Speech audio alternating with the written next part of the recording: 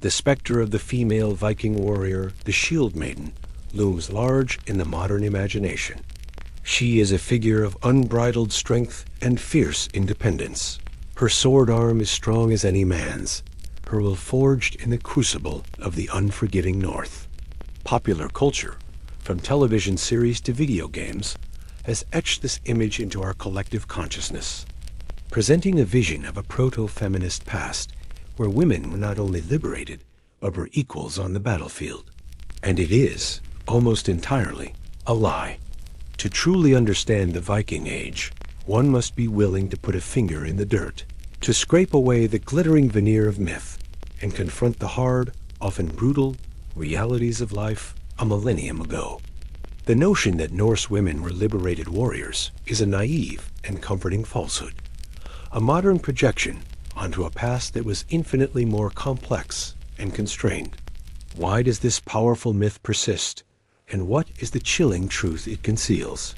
The answer requires us to journey beyond the Sagas' epic tales and into the silent, unforgiving world of the Norse longhouse, the law court, and the slave pen.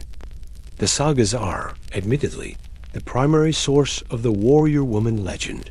Figures like Freydis Eric's daughter, who in the Saga of the Greenlanders single-handedly chases away a band of native Skrillenger in North America with a bared breast and a flat sword, seem to offer definitive proof. Then there are the more mythical accounts of Valkyries and shield maidens, like Hervor from Hervor's Saga, Hyrix, who takes up her father's cursed sword from his grave. These stories are powerful, evocative, and have rightly captured our imaginations for centuries. But a fundamental misunderstanding occurs when we read these texts as literal, historical records. The Icelandic sagas were written down 200 to 300 years after the events they describe, composed in a Christianized Iceland that was looking back on its pagan past with a mixture of pride, nostalgia, and literary flair. They were entertainment, political allegory, and family history rolled into one, not objective chronicles. Freydis' story, for instance, serves to highlight her terrifying and borderline unwomanly ferocity, a character trait, not a societal norm. These figures were exceptional because they were so rare, their actions so shocking that they were deemed worthy of epic poetry. They represent the extreme outliers, the stuff of legend, not the everyday reality for the vast majority of Norse women. The perception of the female Viking warrior, as we conceive of it today, simply does not align with the archaeological and historical evidence. It is a ghost, a powerful fiction we have chosen to believe. Coupled with the warrior myth is the equally pervasive idea that women during the Viking Age were uniquely liberated. Proponents of this view often point to a set of legal rights that, on the surface, seem remarkably progressive. Norse women, particularly within Scandinavian society, did possess certain legal standings that were absent in other parts of contemporary Europe. At the Thing, the local assembly where disputes were settled and laws were made, a free woman who became a widow could inherit not only her husband as property, but also his social standing and his vote in the community's affairs. This gave her significant authority as the head of a household, the Husfreyja. Furthermore, the right to divorce was enshrined in their legal codes. A woman could, under certain circumstances, legally separate from her husband. The procedure could be as simple as her declaring their separation before witnesses at the bed, the door, and the local assembly. On paper, this appears to be an incredible grant of personal autonomy. But what did this freedom truly mean in a world forged in iron and ice?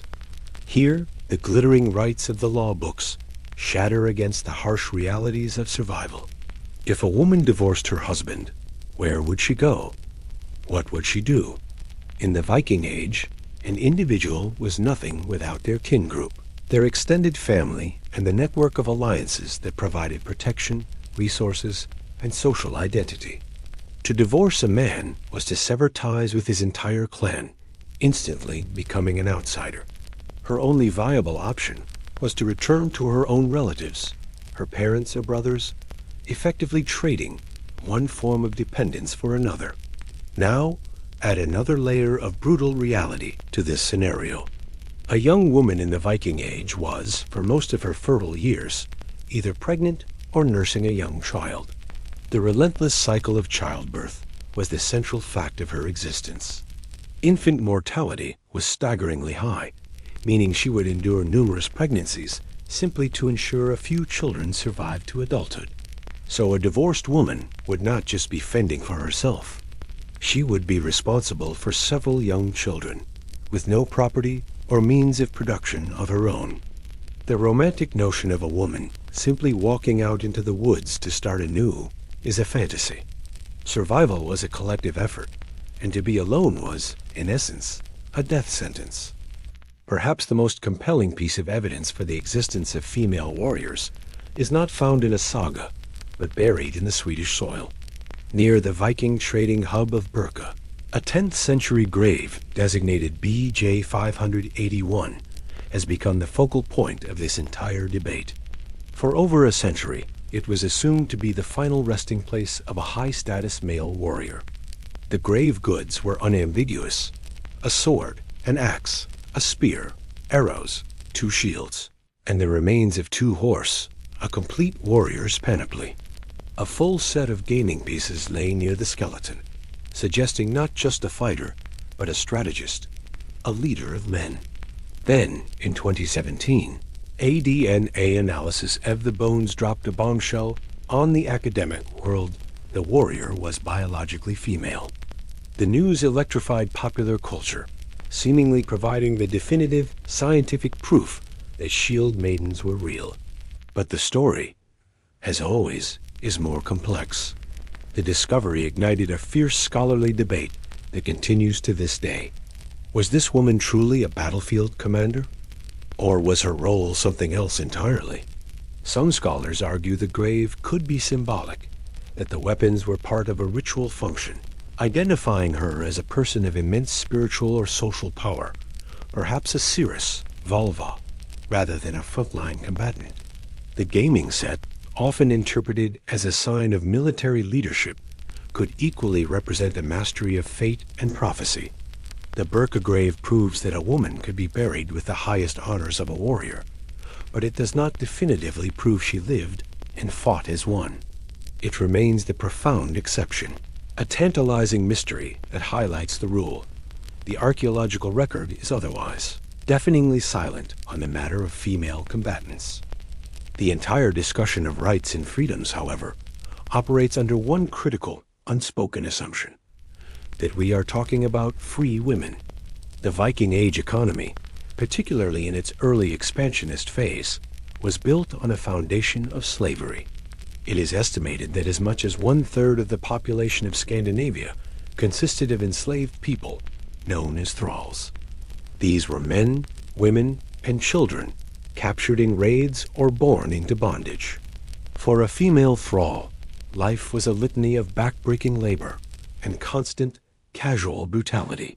She had no rights, no legal standing, and no bodily autonomy. She was property to be used, abused, and disposed of at her owner's whim.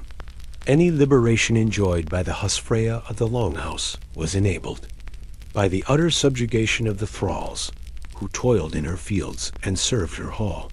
To speak of Viking women as a monolith is to ignore the vast, unbridgeable chasm between the lady and the slave.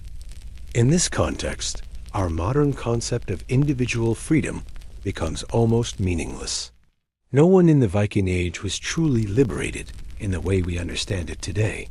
Men were not free either. Their lives were rigidly dictated by an ironclad code of honor, family duty, and communal obligation. A man's identity was inseparable from his kin. He was bound by the sacred duty of the blood feud, obligated to avenge a slain relative, even at the cost of his own life. His marriage was a strategic alliance, his profession was inherited, and his place in the world was fixed. Both men and women were deeply enmeshed in a web of dependencies that ensured the survival of the group. Our ability to live alone in an apartment, sustained by a global supply chain and anonymous public services, is a radical, recent invention. To understand their world, we must first set aside the things we take for granted and attempt to see life through their eyes. Life where community was not a choice, but the only thing standing between you and starvation.